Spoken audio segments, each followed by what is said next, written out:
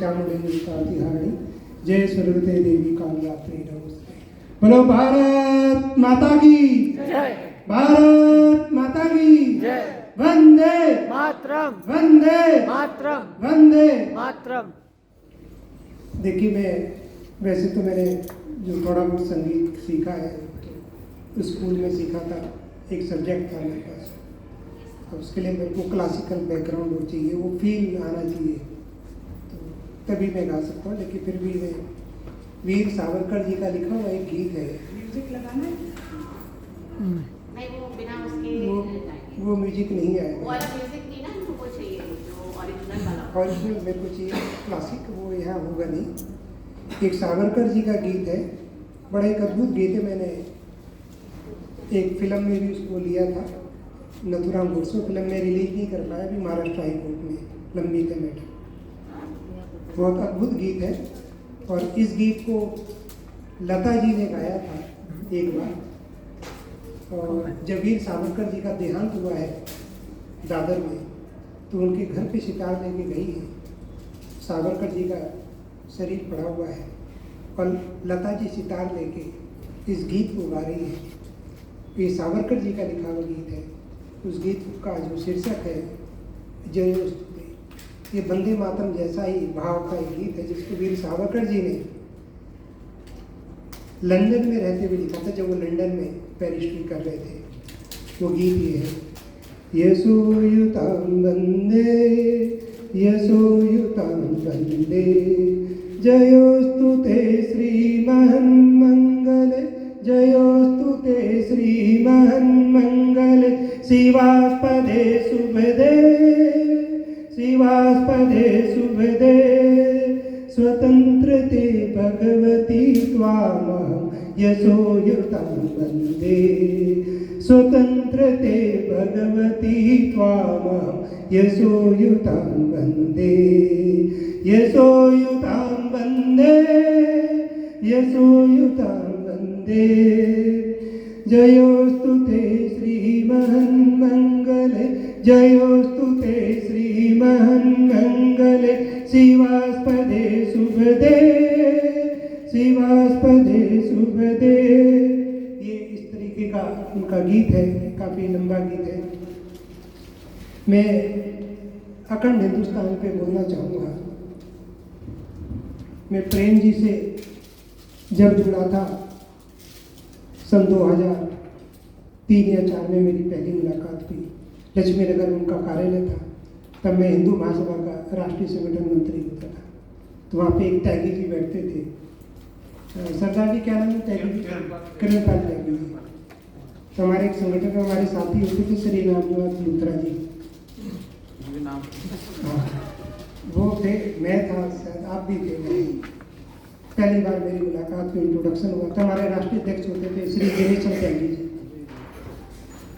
उनको प्रणाम किया, पैर छुए, बोले बेटे क्या करते हो? मैं कहा जी मैं डॉक्टर हूँ। तू देखने में डॉक्टर तो लगता नहीं है, गुंडा ज़्यादा दिखता है, ये उनके पहले शब्द थे। मेरे को थोड़ा सा बुरा लगा।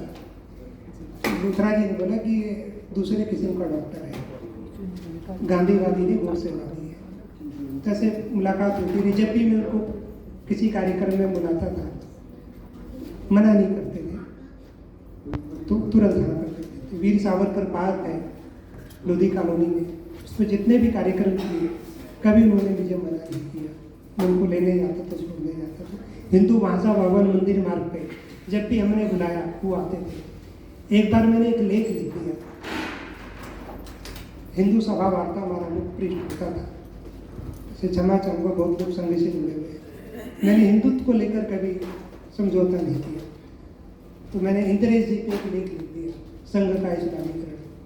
भगवान भगत दिनेश जी त्यागी जी को फोन आया, आपके राष्ट्रीय संगठन मंत्री ने लेख लिख दिया, आपने मना नहीं किया। तो बोले कि मैं मुरादाबाद था, इस बार अंक उन्होंने छपवाया है। चाहे त्यागी जी होते मैं उस अंक को नहीं छाप सकता था, तो मेरे निर्देशन में ये अंक छपा, संघ का इस्लामीकरण। मेरा संघ पे आघात नहीं था, मेरा इंद्रेश जी पे था, उनकी कार्यशैली पे था। बाद में वही लेख पंडित जी ने, प्रेम जी ने अपने अभय भारत में छाप दिया। फिर उसी लेख को शिवसेना का मुख्य पृष्ठ होता था, सामना हिंदी में उन्होंने छापा। फिर मेरा एक दूसरा लेख आया, क्योंकि आज विभाजन विभीषिका दिवस है, इस पे नहीं बोलूँगा तो मुझे याद है कि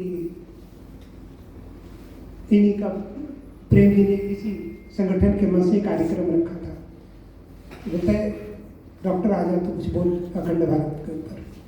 तो मैंने वीर सावरकर जी का वक्तव्य उसमें रखा कि तो बोला कि इस पर लेख लिखे थे, मैं भारत में छापूंगा। तो मैंने उस पर लिखा, उस लेख को बाद में सामना ने भी छापा और उन्होंने लिखा साभार अभय भारत। और बैकुंठ जी जब अभय भारत छापते थे तो बड़ी परेशानी आई। एक बार तो आर्मी ने रेड की इनके कार्यालय पर,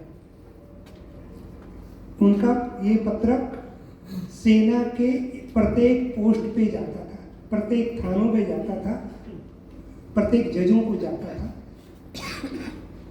और एक इंटेलिजेंस की रिपोर्ट गई सरकार को, he is Hinduised the military, सेना का ये हिंदूकरण कर रहे हैं।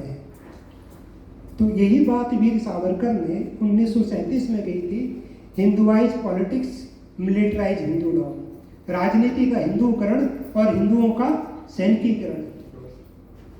पर सावरकर ने बात 1937 में जब कही, आज जिसको अहमदाबाद कहते हैं, हम हिंदू महासभा के लोग उसको कर्णावती कहते हैं, तो हिंदू महासभा का कर्णावती जो सेशन था, अधिवेशन था, उन्होंने अपने अध्यक्षीय भाषण में उन्होंने कहा कि यदि सावरकर के निर्देश पर ब्रिटिश सेना में करोड़ों हिंदू युवा भर्ती हुए, उस समय ब्रिटिश सेना में फर्स्ट वर्ल्ड वॉर के समय आप देखें मुसलमानों की भर्ती ज़्यादा थी।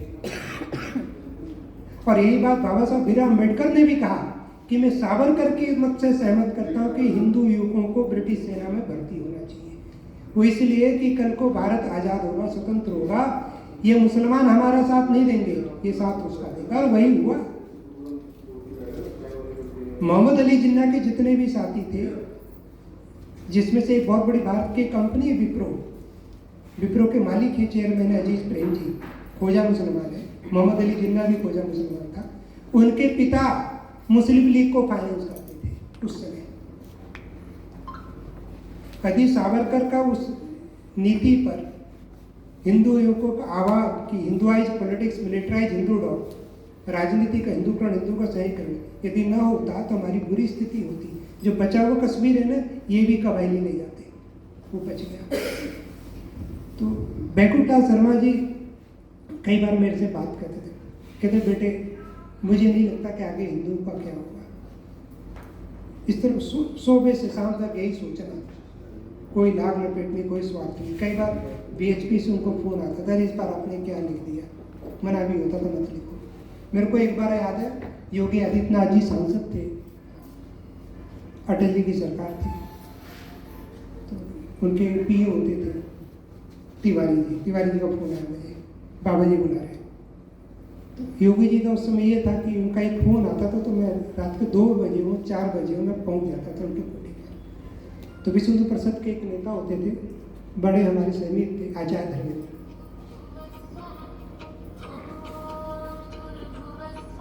वहाँ वो भी पहुंचे।